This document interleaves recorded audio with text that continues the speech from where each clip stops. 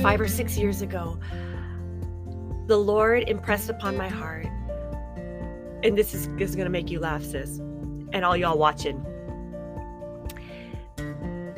Your husband is not a mind reader. Oh, can we make a shirt of that? Yes. Oh my God. Okay. When I tell you I was set free, and it happened because okay, you guys, I'm so embarrassed to say this, ladies. I'm probably going to cry. Solidarity. We're all here. We're in it together. I was keeping this, y'all. Okay, some of y'all are dramatic like me, and some of you are not as dramatic, but I think we can all empathize with each other.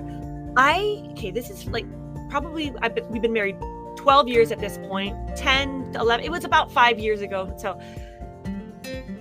I was making a tally of, I was like, man, it's been 3 weeks, and Imua hasn't said, I love you. He hasn't said that I'm pretty. He hasn't, like, I was just, or he hasn't said it first. Like, I was always, I love you, babe. Oh, love you too. Like, I was keeping this mental log of, and doesn't he know that I need affirmation? Like, I need. Doesn't he know? Oh my gosh. Doesn't he know? Doesn't he know me after all these years? Like, he should know. And I was getting all worked up, and there've been other situations, even with other things, where I'm like, hello, we made eye contact. You saw me. Okay. Holy Spirit, thank you, Holy Spirit. Holy Spirit said, your husband is not a mind reader. And when the Lord whispered that to me, I was set free of that expectation of Imua and the disappointment. I'm no longer disappointed. I know my husband loves me. I was able to then talk to him and say, this is kind of funny, but I've been keeping a track. You haven't told me that you love me, and I know you love me, but I need to hear it. And we laughed about it, and now he makes sure that he tells me I do want to hear it. Yeah. But there have been other situations too where I've assumed that he knows, or even like situations with family dynamic with other people in our family, and even friendships, and we're in these hard conversations and wrestling through struggles, and I'm assuming that he knows what I'm thinking, and then when he doesn't know what I'm thinking, I get livid and I get mad, and but I've released that off of him. I even told him, I said, I release you from having to figure out my mind.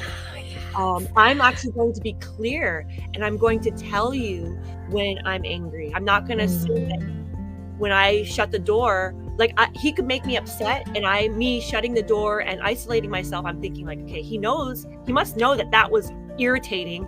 He knows. Yes. Obvious. No. I mean, those are kind of funny, but it's so real. I'm free. Like when I say that I'm free, there is something in my heart and soul that unlocked, and it brought Imua and I closer, and but then it's also helped him to tune in and be a better listener, because I think he was able to actually realize, like, he's thankful that I'm not putting that pressure on him anymore. And there's a freedom in him too now to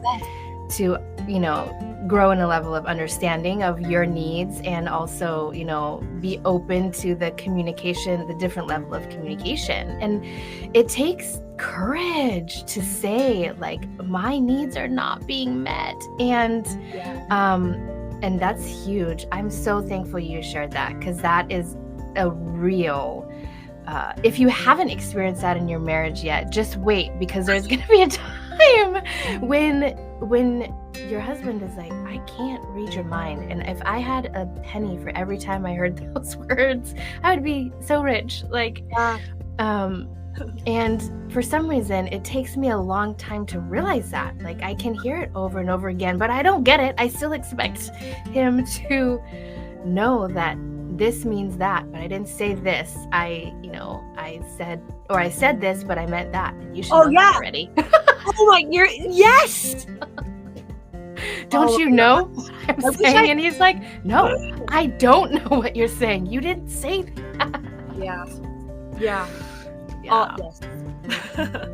so much solidarity, and just being able to say that it's a struggle, first of all, for us as wives, and then knowing that we're not alone is the beginning of being able to like have a conversation and say, hey, I need this, and and it's also there's seasons when, to be honest, we have to keep track of things, because there's so much gray area, and if we're not, communicating, then what we think is happening or not happening, they might think is totally fine. So yeah. Oh yeah. Yeah. And it's not fair to him when then I explode and yeah. Oh, that's so great. I love that honesty, and then the reminder and the solidarity. Yeah, that's so great. You guys have been through so many seasons of your marriage, obviously, with a 14-year-old, having children, you've served and performed alongside your husband all throughout. In the last few years, you've had some real heartbreaking losses, like one after the other. And I was hoping you could share with the wives, what is something that it might seem small, but actually it makes a big difference in strengthening your heart as a wife as you journey through season after season, which changes. All the seasons change everything. But is there something that makes a big difference that you've held on to? Oh my goodness. What a beautiful question. Yes. There were multiple deaths in my family.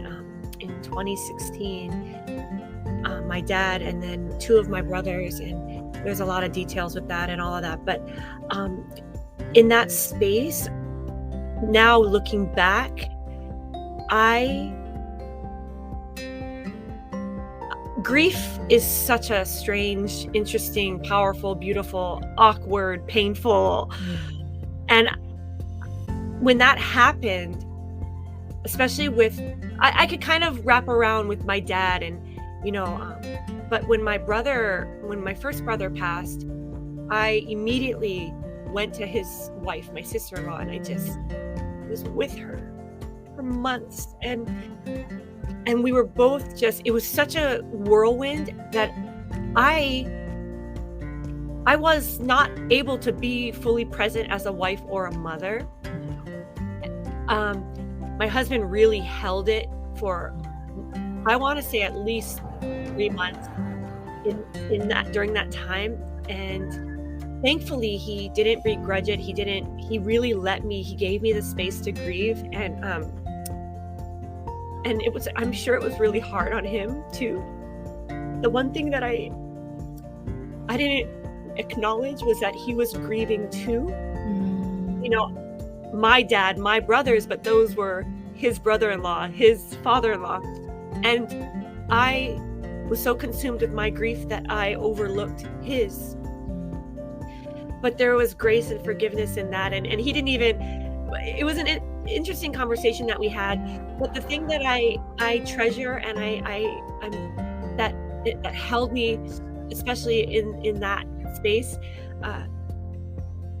was the permission to just go. Like my husband literally for him to have to navigate dropping the kids off at school and dinners and while he's running a studio, and I mean, I literally detached. I couldn't even function. Like some people are so much stronger, but also embracing where everybody's at. Everybody deals with things differently, and I think I know that I need to let that go and not compare my grief or my process as if I failed because I could not be present. I'm thankful that my husband extended that grace to me, and he would always say things like, God is moving, God is working, let him just be with you. It wasn't like a lot of talking. It was just the way that he let me go in that space. And we actually ended up going to a grief retreat, and it ended up being a more of a marital Yeah. law.